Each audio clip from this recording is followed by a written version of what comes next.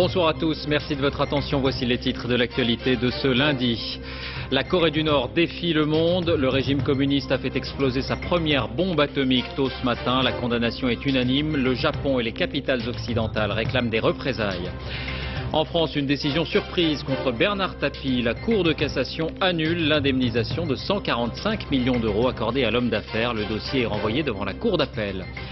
C'est l'autre volet du décret anti-tabac. L'État va prendre en charge une partie des traitements pour arrêter de fumer. Le coût sera de 100 millions d'euros par an. Airbus change de patron. Louis Gallois, déjà coprésident de ADS, la maison mère, remplace Christian Streff. C'est la conséquence de la crise qui secoue l'avionneur européen depuis plusieurs semaines. Retour gagnant pour Alain Juppé. Sa liste l'emporte à la mairie de Bordeaux dès le premier tour avec 56% des voix. Alain Juppé qui est notre invité. Bonsoir et à tout à l'heure. Enfin, une semaine contre le cholestérol. Le dépistage est gratuit pour les moins de 30 ans pour prévenir les accidents cardiaques. Tout a commencé par une forte secousse souterraine, un séisme de 4,9 sur l'échelle de Richter, détecté très tôt ce matin par les pays voisins. La Corée du Nord, dernier régime stalinien de la planète, a ensuite confirmé qu'il s'agissait bien d'un essai nucléaire. Le monde est en émoi, provocation, menace, irresponsabilité. Même l'allié chinois a condamné son protégé. Bernard Lebrun. Elle a le sourire patriotique, la présentatrice. Le test nucléaire de notre première bombe atomique, dit-elle, ce matin à 10h35 heure locale, a réussi à 100%. Et de conclure, c'est un événement historique encourageant. Un essai réalisé sous terre, dans un tunnel horizontal creusé sous une colline de la région de Wadaeri, qui se trouve à 385 km au nord-est de Pyongyang, capitale de la Corée du Nord. Dans les pays voisins, au Japon surtout, un vent de panique a soufflé dans les rues au point que le gouvernement lance un appel au calme. Les réactions de la communauté internationale sont unanimes, condamnation en bloc, y compris bien sûr de la France, mais il y a des accords sur la force de l'explosion, autrement dit sur sa gravité. Un demi-kilotonne, ce qui n'est pas une explosion extrêmement puissante, ou alors cela montre qu'il y aurait eu un échec. À Moscou, Vladimir Poutine a parlé d'une bombe de 5 à 15 kilotonnes, soit l'équivalent d'Hiroshima, dont l'ogive américaine il y a 61 ans était de 15 kilotonnes. Aux États-Unis justement, George Bush, avec gravité, a réclamé une réponse immédiate de l'ONU face à la menace nord-coréenne. Pyongyang, capitale militarisée d'un pays au régime incontrôlable. Kim Jong-il, maître sans partage de ce pays communiste de 22 millions d'habitants, avait décidé hier de fêter avec grand bruit sa 9e année de dictature. Dans l'immédiat, la réaction la plus déterminée est venue de Séoul. Aux manifestations anti-Kim Jong-il s'est ajoutée la suspension immédiate par la Corée du Sud de l'aide humanitaire aux frères affamés du Nord, victimes de la folle politique de leur président à vie. La Corée du Nord serait donc le 9e pays à se doter de la bombe atomique. Pourquoi cette initiative suscite-t-elle la condamnation? En clair, qui décide qu'un pays peut se doter ou pas de l'arme nucléaire?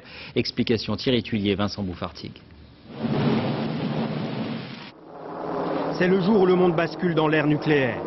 6 août 1945, les États-Unis larguent leur première bombe atomique sur Hiroshima. 75 000 morts, un bilan qui ne dissuade personne. Vient le temps des essais nucléaires. L'Union soviétique, le Royaume-Uni, la France qui testent sa bombe en 1960 au Sahara. Et plus tard, à Mururoa, dans le Pacifique. En 1964, la Chine complète ce qui va devenir le club des grandes puissances nucléaires. Un club soucieux de rester le seul maître de cette technologie.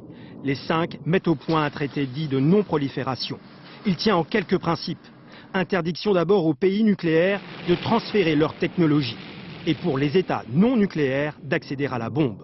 En revanche, le développement de l'atome civil est favorisé. 189 pays ont signé, seuls 4, Israël, le Pakistan, l'Inde et la Corée du Nord, n'ont pas ratifié le traité et détiennent l'arme atomique. Même si Israël refuse de confirmer, le club des 5 est aujourd'hui le club des 9. Une tendance qui inquiète.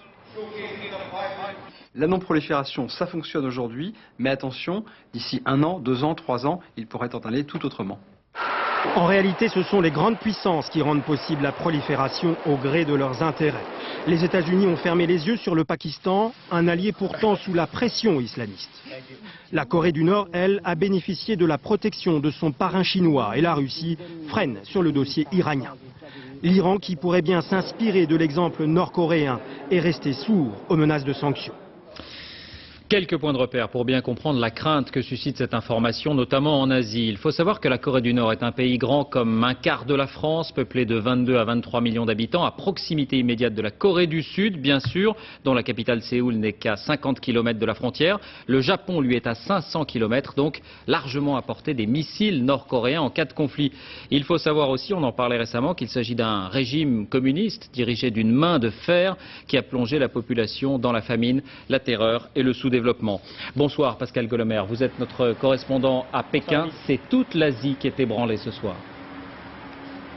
Oui David, même les Chinois ont choisi un ton catégorique pour leur unique réaction de la journée en exprimant leur ferme opposition à cet essai nucléaire. Et c'est déjà beaucoup venant de la part de ceux qui, depuis des années, soutiennent à bout de bras le régime nord-coréen, soutien à la fois économique et politique. Mais Bernard Lebrun l'a dit, l'annonce de l'explosion a provoqué un choc dans tous les pays de la région, à commencer par la Corée du Sud, qui voit là une menace pour la paix, qui va aussi s'effondrer des années d'efforts pour se rapprocher du voisin du Nord.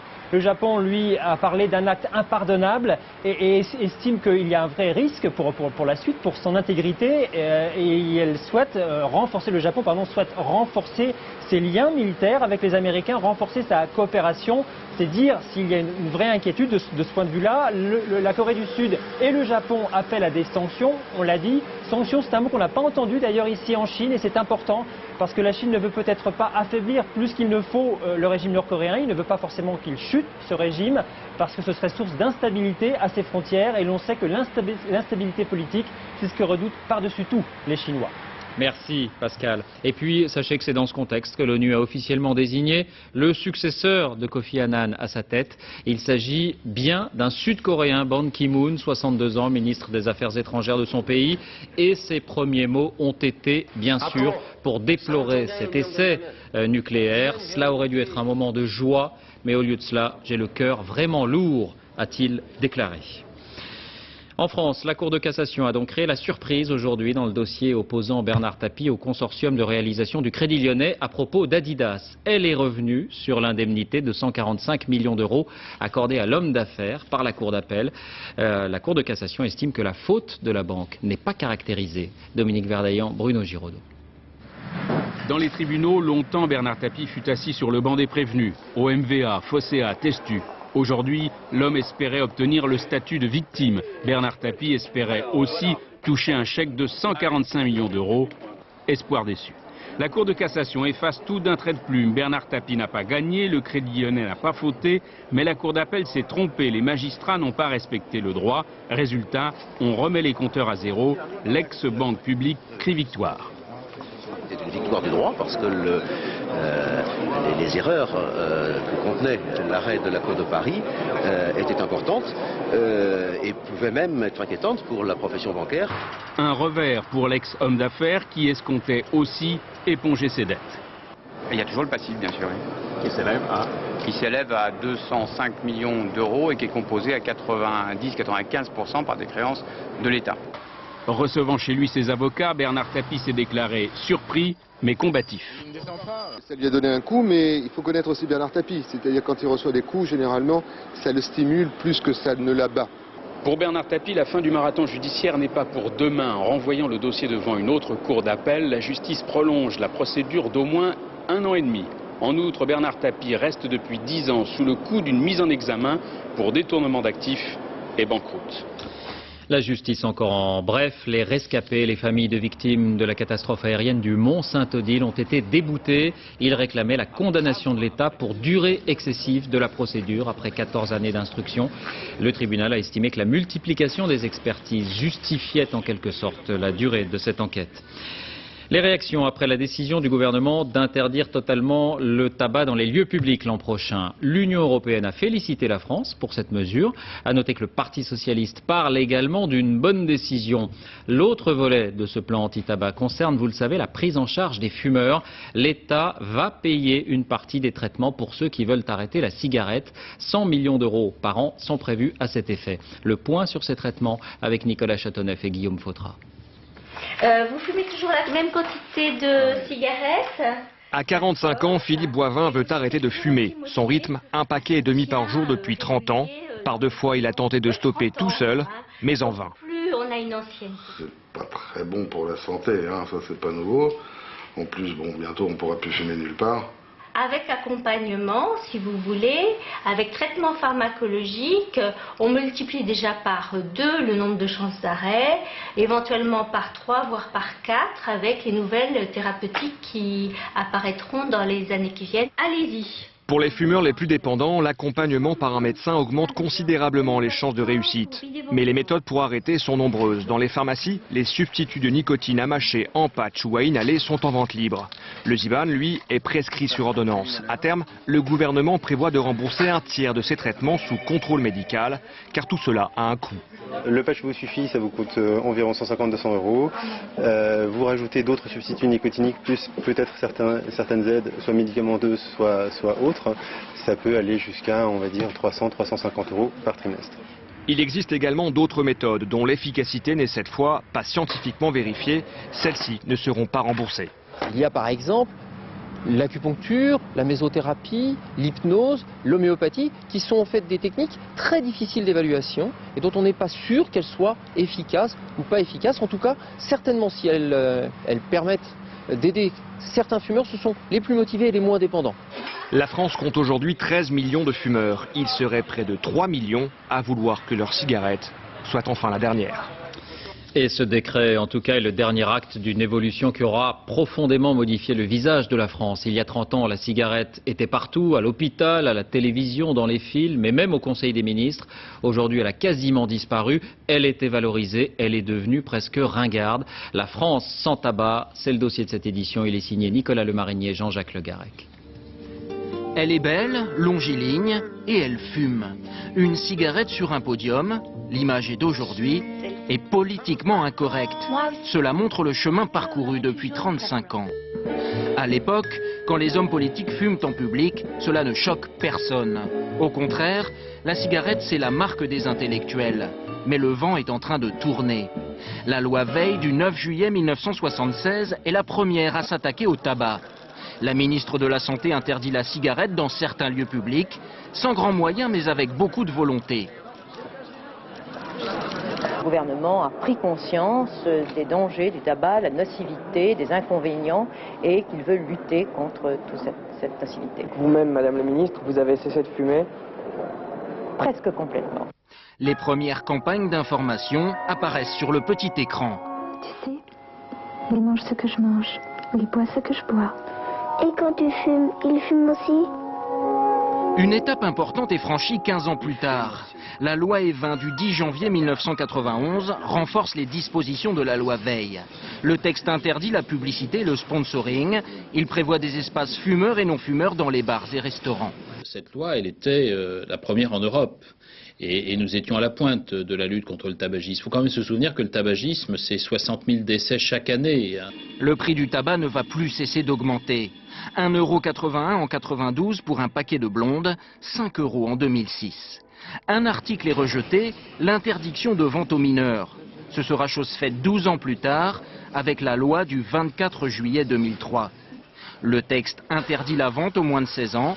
Réaction sceptique des buralistes qui risquent jusqu'à 150 € d'amende. Si on a un doute, on demandera la pièce d'identité. Mais est-ce que vous croyez que ça fera changer les choses? Est-ce que le gouvernement croit que ça va changer les choses? Quelqu'un qui a 16 ans et demi pourra acheter une cartouche de cigarette et le distribuer aux autres. Il le vendra plus cher, comme ça il gagnera un peu d'argent. Les jeunes du dessus, je préférais quand ils fumaient. Ça durait moins longtemps. Interdiction et sensibilisation. Depuis 15 ans, les campagnes d'information ont joué sur tous les styles. Je suis le robot. Bienvenue du côté sombre de l'espace. Utilisant la peur, l'humour, la connivence. C'est vrai, arrêter de fumer peut provoquer une prise de poids. Mais ce n'est pas une fatalité. Mais depuis quelques années, le message s'est durci. La loi du 26 juillet 2005 impose la mention « Fumer tue » ou « Fumer nuit gravement à votre santé », ainsi que 12 autres messages sur les emballages de cigarettes. Est-ce que ça peut vous faire arrêter de fumer, ça? À force de le voir, peut-être. Mais dans 5 ans. C'est écrit sur tous les paquets que ça fait du mal à la santé, etc. Mais c'est pas pour ça qu'on arrête, donc... Hausse des prix, campagne de sensibilisation. En 15 ans, le nombre de fumeurs est passé de 30% à 25% de la population. Le 1er février 2007, il sera interdit de fumer dans tous les lieux publics. Il aura fallu 30 ans pour bouleverser les habitudes françaises. Économie, c'est l'aboutissement de la tourmente chez Airbus, avec en particulier, vous le savez, le retard de l'A380. Le PDG Christian Streff a donc démissionné en fin d'après-midi. Il sera remplacé par Louis Gallois, déjà coprésident de la maison mère EADS. Après 30 ans de stabilité, l'avionneur aura donc connu 3 patrons en 18 mois. Julien Beaumont. Un nouveau pilote dans l'Airbus. Louis Gallois était déjà coprésident d'EADS, la maison mère. Le voilà ce soir, en plus, aux commandes du constructeur européen. Mais son plan de vol s'annonce difficile, car après 3 décennies de progression, Airbus traverse en ce moment une zone de turbulence. Sa place de numéro 1 mondial devrait lui échapper à la fin de l'année au profit de Boeing. Quant à son fleuron, l'A380, il accuse plus d'1 an de retard et du coup, les comptes de l'entreprise sont en chute libre. Il remplace Christian Streff. Merci beaucoup. L'ancien PDG ne saura rester que 3 mois, le temps de proposer un plan de restructuration. Charge maintenant à Louis Gallois de l'appliquer tout en finesse. Il est clair que c'est un programme de très grande envergure qui doit reporter à peu près plus de 2 milliards d'euros, puisque c'est la décision qui a été proposée, plus de 2 milliards d'euros en 2010. C'est un programme qui sera mené dans le temps. Louis Gallois est surtout connu comme l'homme du train. Il a présidé pendant 10 ans la SNCF, une décennie qui lui a permis de remettre les comptes de l'entreprise sur des rails. Mais Gallois n'est pas pour autant un néophyte dans l'aéronautique. Patron de l'aérospatiale en 1989, l'ancêtre de ADS, mais aussi de la SNECMA, le constructeur de moteurs d'avion. Depuis, il n'a jamais coupé les ponts avec les constructeurs aériens, des soutiens dont il va avoir besoin. Fin politique, habile négociateur, bon gestionnaire. Voilà, à 62 ans, un nouveau défi pour Louis Gallois. Il souhaitait un retour victorieux, net et sans bavure. Eh bien, il a été exaucé. Alain Juppé a été virtuellement élu maire de Bordeaux dès le premier tour hier. Sa liste a obtenu plus de 56% des voix. Un seul bémol, la participation qui a été très faible. L'ancien Premier ministre est donc remis en selle. Il est notre invité. Merci d'avoir accepté de répondre à nos questions. Alain Juppé, avant de vous entendre, les détails et l'ambiance hier soir à Bordeaux avec Mickaël Darmon et Chloé Lecomte. Il avait quitté sa mairie défait et les larmes aux yeux. Alain Juppé, accompagné de son épouse, revient par la grande porte, élu au premier tour. Malgré une forte abstention, les électeurs bordelais déclarent l'affaire classée. Et vous le comprenez, pour moi, après une période difficile, c'est un nouveau départ. Un nouveau départ, mais dans quelle direction au-delà de Bordeaux? À la veille de l'élection présidentielle, Alain Juppé est courtisé. Nicolas Sarkozy vient de l'appeler. Et là, c'est Jacques Chirac au bout du portable. Ah, mais il est bien là. Oui, 56%. On a mouillé la chemise, mais ça a payé. Voilà. Au revoir, monsieur le président. Au revoir. C'était le président de la République, monsieur Juppé. Une conversation privée. Alain Juppé dit qu'il a appris au Québec à mettre du sirop d'érable dans son vin. Exemple, les questions sur son image d'homme froid, à présent, ont l'air de l'amuser. On ne change jamais vraiment, et puis en même temps, on se bonifie peut-être avec le temps, surtout ici à Bordeaux. Plus vous laissez une bonne bouteille au frais, en une bonne condition climatologique, meilleur est le vin. Le temps du silence est terminé. Alain Juppé compte revenir au premier plan. Et pour cela, il semble se lancer dans une nouvelle conquête, celle de l'opinion. Peut-être la bataille la plus difficile pour celui qui joue à nouveau son destin politique. Alain Juppé, cette victoire, c'est un réconfort ou c'est une revanche? Ni l'un ni l'autre, c'est un bonheur. La participation a été inespérée pour une élection partielle avec près de 45% de votants et le score 56% est sans appel. Donc pour moi c'est un grand moment qui est dû, je crois, à la campagne très intense que nous avons faite sur le terrain, qui est dû aussi à la confiance que les Bordelaises et les Bordelais ont voulu me témoigner. Je leur en suis infiniment reconnaissant. Avec le temps, est-ce que vous gardez de cette période de retrait, et au Canada notamment, un goût amer, ou est-ce qu'elle vous a profité, est-ce qu'elle vous a changé? On entendait cette comparaison avec le vin qui se bonifie. Nous avons beaucoup aimé, ma famille et moi, notre séjour au Canada parce que nous nous sommes retrouvés ensemble, nous avons pris un peu de recul, nous étions au milieu de gens extrêmement accueillants et gentils, nous n'avons essuyé aucune méchanceté en l'espace d'un an, donc vous voyez, c'était assez inattendu pour nous, assez nouveau. Mais vous n'aimez pas répondre à cette question de savoir si ça vous a changé? Écoutez, je ne sais pas. Je me dis parfois, en écoutant les commentaires ici ou là, que moi j'ai peut-être changé ou pas changé. En revanche, les journalistes politiques n'ont pas changé. Alors justement, on va vous montrer peut-être qu'on n'a pas changé. On entendait que c'était une conversation privée, celle que vous avez eue avec Jacques Chirac, mais sans indiscrétion. Est-ce qu'on peut savoir s'il vous a prodigué un encouragement ou simplement des félicitations? J'ai reçu hier pas mal d'appels de mes meilleurs amis, parmi lesquels compte le président de la République, mais d'autres aussi, et ça m'a fait chaud au cœur. Mais ça relève un peu du domaine privé, si vous me le permettez. La mairie d'une grande ville comme Bordeaux, c'est une passion. On sait que vous avez pris beaucoup de plaisir à la diriger pendant des années. Ou c'est une étape vers d'autres sommets pour vous? Vous savez, dans ma vie politique, j'ai exercé un certain nombre de responsabilités. Ce qui m'a donné le plus de plaisir, le plus de joie, c'est vraiment l'animation d'une grande ville. Entre 1995 et aujourd'hui, Bordeaux a complètement changé et tout le monde s'accorde à le reconnaître. D'ailleurs, le vote d'hier le montre. Et pendant cette campagne, je suis allé à la rencontre des Bordelaises et des Bordelais. Je les ai vraiment écoutés. Ils avaient beaucoup de choses à dire, beaucoup d'attentes, beaucoup de frustration, beaucoup d'espoir aussi. Et ce que j'ai envie de faire maintenant, dans les années qui viennent, c'est me mettre à leur service. Quand j'ai parlé d'un nouveau départ, il aurait fallu citer en entier ce que j'ai dit. Nouveau départ au service des Bordelaises et des Bordelais. C'est ça que j'ai au cœur et que j'ai envie de faire. Mais est-ce que vous gardez, Monsieur Juppé, une ambition nationale? Ça dépend ce que l'on entend par ambition nationale. Si c'est l'ambition d'occuper des postes, non. Si c'est l'ambition de participer au débat et d'essayer de contribuer aux réformes nécessaires dans un pays que j'aime profondément, la France, et ça aussi au Canada, j'en ai bien pris conscience, c'est oui. J'ai quelques idées sur la politique étrangère, sur le projet européen.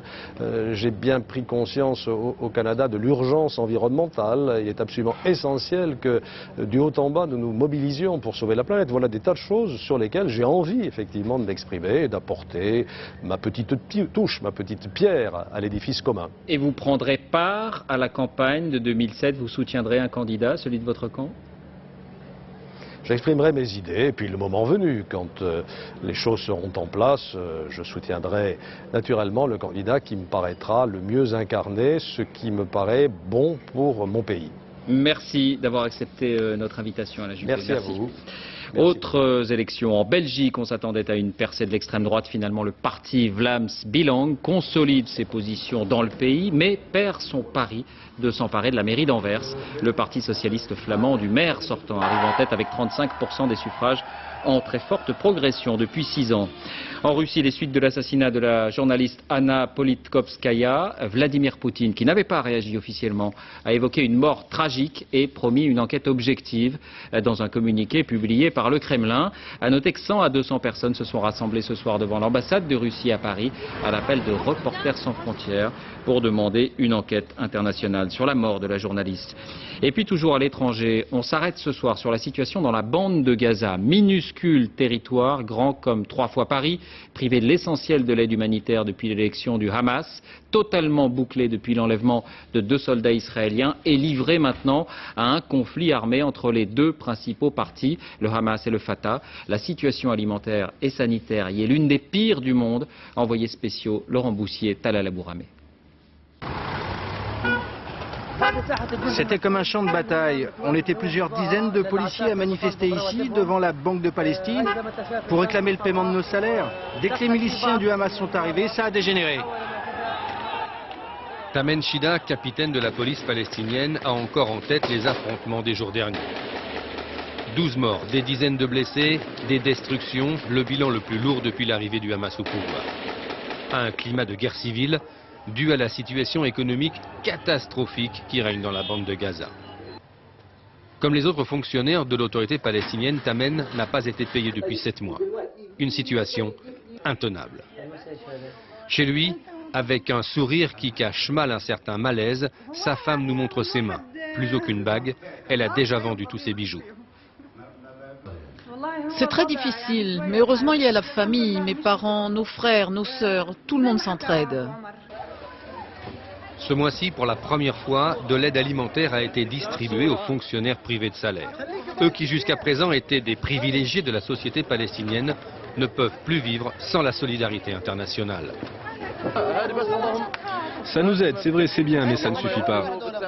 La seule solution pour nous les fonctionnaires, c'est de recevoir nos salaires. Aujourd'hui, 90% de la population de Gaza reçoit de l'aide humanitaire. Terminal routier de Karni, point de passage obligé pour toutes les marchandises qui entrent et qui sortent de Gaza. Ici, en permanence, des centaines de camions attendent, parfois pendant des jours, le bon vouloir des autorités israéliennes. On dépend entièrement de la volonté des Israéliens. Ils ouvrent ou ils ferment quand ils veulent. Si la situation politique est mauvaise, ils ferment pendant des jours. Pour nous, c'est la ruine. Conséquence de cet étranglement économique, le désespoir et la violence qui s'installent chaque jour un peu plus à Gaza. Dans cette véritable prison à ciel ouvert, les affrontements entre factions palestiniennes ont déjà fait près de 200 morts depuis le début de l'année. 500 militaires venus de la mer qui débarquent sur une plage française. C'est ce qu'ont vécu les habitants de la région d'Argelès aujourd'hui. Pas de panique, il s'agissait d'un exercice de l'OTAN avec les armées grecques, turques et françaises. Les opérations vont durer une semaine. Image que nous envoient Hélène Vergne et Johan Lopez. Et à propos de militaires, voici une curiosité. La seule maison de retraite pour un corps d'armée. Il faut dire que celui-là est un peu particulier. Il s'agit des légionnaires qui ont souvent tout laissé pour s'engager. Ils sont 85 pensionnaires à partager leurs souvenirs à Puy-Loubier, près de Marseille. Reportage Nicolas Lemarinier, Madi Diawara. C'est un château niché au pied de la montagne Sainte-Victoire, une maison de retraite un peu particulière. Tous les ans, les anciens légionnaires qui habitent ici accueillent pendant une journée leurs camarades encore en service. C'est un jour de solidarité. Et quand un parachutiste rencontre un autre parachutiste... Vous avez sauté combien de fois? 370 sauts. Moi, je suis un débutant, j'ai 8 sauts en automatique. C'est grâce à eux qu'on est là quand même. Donc si chaque année on peut venir pour discuter avec eux, c'est bien. Pour certains anciens, c'est l'occasion inespérée de partager leurs souvenirs de guerre avec les plus jeunes. Vous avez connu Bijard alors? Bijard, j'étais à Bénéfeu, je suis connu partout. Tu veux que je dise? 85 pensionnaires résident à l'institution. Des anciens de Dien Bien Phu, d'Algérie. En guise de revenus, certains n'ont que la retraite de la Légion qu'ils touchent après 15 ans de service. 1 000 € par mois minimum. Ils n'ont pas les moyens de vivre dans le civil. Et puis il y a des hommes plus jeunes. Ils ont servi 5 ans, 10 ans et ont quitté la Légion. Le parcours du combattant, pour eux, ça a été de trouver un emploi. Quand on veut se présenter dans un travail, il ne faut pas le dire qu'on est ancien. Il faut pas dire qu'on est ancien légionnaire. Si on est ancien, si on le dit, systématiquement, le patron, il ferme la porte. Dans l'esprit des gens, c'est toujours la même chose. C'est des aventuriers, c'est des ceci, c'est des cela. Alors que c'est pas vrai. 1,5 en queue, 1 en tête et divisé par 4. Ici, ceux qui le souhaitent ont un vrai métier. À l'atelier reliure, on trouve Claude Gérard, un ancien de Djibouti. Comme beaucoup, marqué par la discipline militaire, il préfère vivre ici, avec d'autres retraités de la Légion. Rien à voir avec une discipline régimentaire, bien sûr, mais on retrouve la patte militaire. Une phrase que j'aime bien, c'est parce que c'est carré que ça tourne rond. Sur les 200 hectares de vignes qui appartiennent à l'institution, les retraités participent aussi à la cueillette du raisin. À tous ces hommes qui l'ont quitté depuis longtemps, la Légion étrangère a offert une seconde chance. À la Légion, nous n'utilisons pas les gens comme des Kleenex. Ce sont des camarades, des frères d'armes. Et même quand ils nous ont quittés, notre porte est toujours ouverte. Les pensionnaires payent 1 000 € environ par mois. La Légion aide financièrement ceux qui n'ont pas cette somme pour que les hommes qui l'ont servi coulent des jours paisibles, quelle que soit leur richesse. Le mondial de l'auto, décidément les préoccupations écologiques sont sur le devant de la scène. On a beaucoup parlé récemment du carburant végétal. Eh bien la France se met aussi à la voiture au gaz, le gaz de ville. David Boéry, Frédéric Capron. Sa voiture semble très banale, presque comme toutes les autres. Mais lorsqu'il rentre chez lui, Georges Poujade fait le plein, devant son garage, avec du gaz naturel. Plusieurs heures pour remplir son réservoir et seulement 180 km d'autonomie. Pourtant, il est devenu en 6 mois un automobiliste convaincu. Pour moi, c'est très pratique parce que lorsque je rentre à la maison, bon, je branche mon véhicule, comme vous veniez de le voir, et il se remplit automatiquement. Et lorsque le réservoir est plein, ça s'arrête aussi automatiquement. Cette pompe est simplement reliée au réseau de gaz naturel, le même gaz que pour les cuisinières, les chaudières ou les chauffe-eau. Coût de l'installation, 250 €, avec un abonnement de 20 à 30 € par mois. À l'achat, une voiture au gaz coûte entre 2 500 et 4 000 € de plus, mais l'État verse une aide en remboursant 2 000 € sous forme de crédit d'impôt. Chez les constructeurs, la technologie est déjà au point. Ce moteur peut fonctionner aussi bien à l'essence qu'au gaz. En fait, c'est l'ajout d'un système d'injection spécifique pour le gaz naturel. Donc vous voyez que le gaz naturel est véhiculé par ce tuyau, comprimé à 200 bars, et il alimente le moteur par 4 injecteurs. Pour faire le plein, un bouchon traditionnel pour l'essence et une valve pour le gaz. Pas de bouteille dans le coffre, les réservoirs de gaz sont dissimulés sous le plancher de la voiture. Sur la route, aucune différence entre les deux carburants. Ici, on est en mode essence. Vous appuyez sur l'interrupteur et on passe automatiquement en mode gaz naturel. Donc on ne sent pas la différence. Les promoteurs du gaz naturel mettent en avant ses atouts écologiques. C'est un carburant qui n'émet pas de fumée noire, pas de particules, pas d'oxyde d'azote. Et c'est un carburant qui émet peu de gaz à effet de serre, très peu de carbone. Mais le principal intérêt du gaz, c'est surtout son prix. Alors que le pétrole flambe, il est vendu 58 centimes le litre, soit 2 fois moins cher qu'un litre d'essence. Santé, une semaine contre le cholestérol. Jusqu'à dimanche, le dépistage est gratuit pour les moins de 30 ans. Il s'agit de prévenir les accidents cardiaques. Florence Bouquilla, Caroline Librecht. Magali s'est décidée soudainement. Une prise de sang à jeun pour connaître son taux de cholestérol. Cette semaine, le dépistage en laboratoire est gratuit pour les 16-30 ans. Je fume et je prends la pilule, donc je sais qu'il y a un risque de... Si on a un cholestérol trop élevé, un risque de maladie cardiovasculaire. Donc j'ai préféré venir me faire dépister, puis c'est gratuit, donc c'est vrai que j'en profite. On le fait chez les jeunes, parce que ça peut être réversible. D'où l'intérêt de faire doser son taux de cholestérol. Il y a 5 ans, Claude Pépin s'est maudit de ne jamais avoir pensé au dépistage. Je me sentais pas bien, j'ai même arrêté mon jogging au milieu.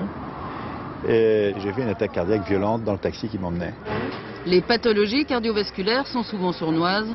Elles se développent sans symptômes apparents sur des dizaines d'années. D'où le choix d'une campagne s'adressant aux jeunes adultes. L'intérêt, c'est que le cholestérol se dépose très tôt dans les artères dès la fin de l'adolescence et que donc il faut sensibiliser les jeunes aux problèmes de cholestérol qui peuvent être réglés le plus souvent avec simplement des habitudes alimentaires correctes. Pour connaître les laboratoires participant à l'opération, un numéro d'appel gratuit, le 0800 156 156. Sport, l'image du week-end comme chaque lundi, c'était la reprise hier en équipe nationale pour Materazzi. L'Italien avait été suspendu pour 2 rencontres, vous le savez, après son altercation avec Zidane en finale du mondial. Eh bien, il était de retour sur la pelouse et à cette occasion, les champions du monde ont battu l'Ukraine 2-0, Butigné au dos sur penalty et Toni. Un match qui comptait pour les qualifications à l'Euro 2008. Vous savez que l'Italie est dans le même groupe que la France. Un opéra inédit de Mozart. Il est actuellement en tournée en France. Il ne s'agit pas d'une œuvre originale, mais d'une reconstitution. Des morceaux de partitions inachevés ou abandonnés par le maître ont été mis bout à bout. Le résultat, une pièce légère sur les relations amoureuses. Michel Monpontet, Éric Delagneau. Comme 3 complices, ils ont marché sur l'opéra de Vichy, mais comme on attaque une banque, le moral au beau fixe et le trouillomètre à 0. Jérôme Deschamps d'abord, le papa des Deschiens en dynamiteur. Laurence Ekilbé ensuite, chef d'orchestre. Et Macha Makayev qui a des idées quand Jérôme n'en a pas et vice-versa. Quand on touche à Mozart, faut faire très attention, passer par la porte de derrière, le terrain est sacré, miné. Toléré à la répétition, Laurence Ekilbé à la baguette nous rassure. ce qu'on entend, tout, et bien de Mozart, 100% Wolfgang. Et sa musique, au devant de la scène, et Kilbé, qui reste dans l'ombre. J'ai vraiment choisi de façon très empirique et très instinctive. Cette page me plaît, cet air me plaît, cet ensemble me plaît. Il a de la chance, c'est Jérôme Deschamps.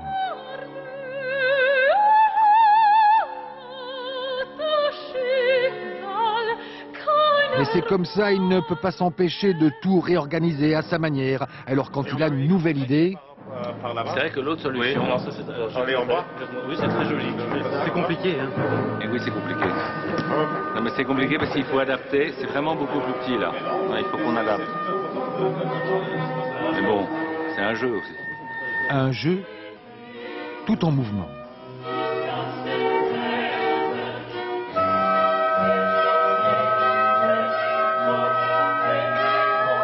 Un jeu délicat et fragile.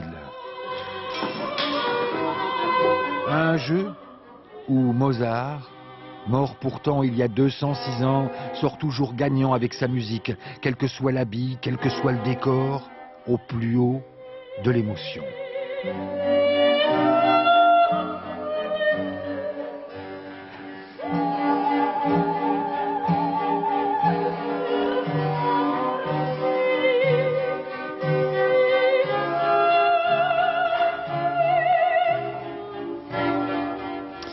Fin de ce journal. Merci de l'avoir suivi. Tout de suite la météo, Laurent Romeshko. 20h50, un film, Une vie à t'attendre avec Nathalie Baye et Patrick Bruel. 22h45, complément d'enquête, Benoît Duquesne. Affaire Villemain-Seznec-Dominici, y a-t-il un droit à l'oubli? À demain.